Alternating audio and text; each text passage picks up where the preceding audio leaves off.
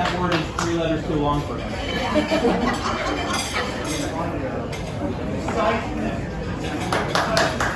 Stand on a chair.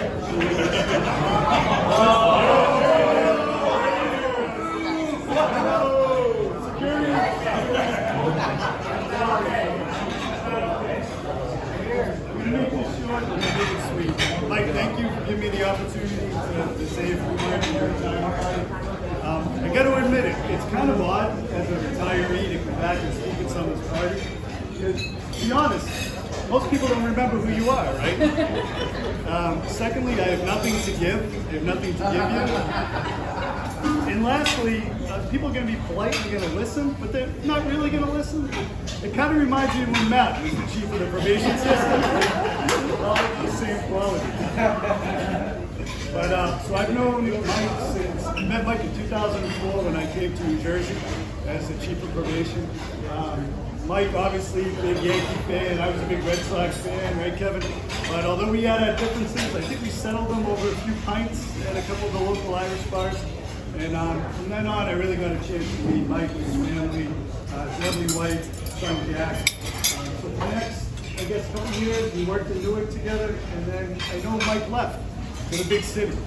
And I know it was hard for him to leave New Jersey. We had a lot of conversations when you were leaving. Mike loved New Jersey. New Jersey loved Mike. But I always knew when I first met Mike that he was on his way to bigger and better things. So for the next 15 years after that, we became chiefs and we served together as colleagues in the system. Mike and I served on the Chiefs Advisory Group together. Mike was the chair at the time. And the one thing, if I think about when Mike was on the Chiefs Advisory Group during his tenure back then, everything that Mike did or everything that the group did really came back to the work of a probation officer. A lot of times we get caught up in like high-level things, but Mike's big thing was what's going to make a probation officer better in the court, in the field, and the biggest thing was how are they going to be safe. And Mike thought about probation officers being safe in the community and pushed for a lot of policies, I think, back then that had come through. So I had a chance to serve with Mike, and then afterwards, Mike left the Chiefs Advisory Group. I became the chair of the Chiefs Advisory Group. I kind of orchestrated that. Kind of in like New York City crime family fashion. And it went to her team. But, Somehow there was no voting. no, there was no we fixed the voting machines, I think. But the one thing that I gained a newfound appreciation from Mike was, he had this kind of national reputation and had a lot of things going on at a national level. But when I became the chair, I realized what it took to not only do that, but to run the Southern District of New York.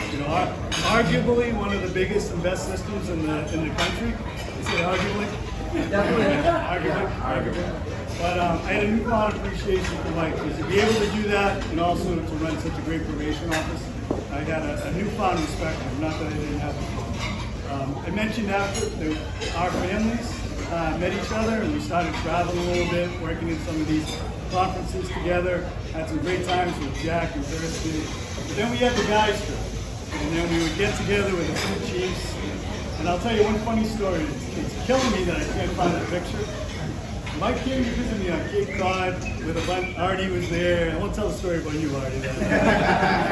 When I saved that woman's life? Yes.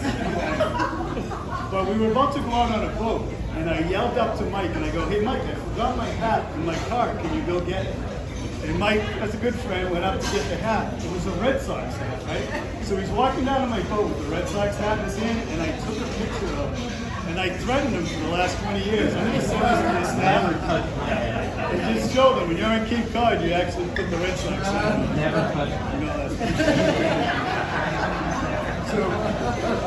So Mike has called me recently, and before he decided to retire, and said, "Hey, when do you know it's time to retire? I'm not 57 yet. When is the time to retire?"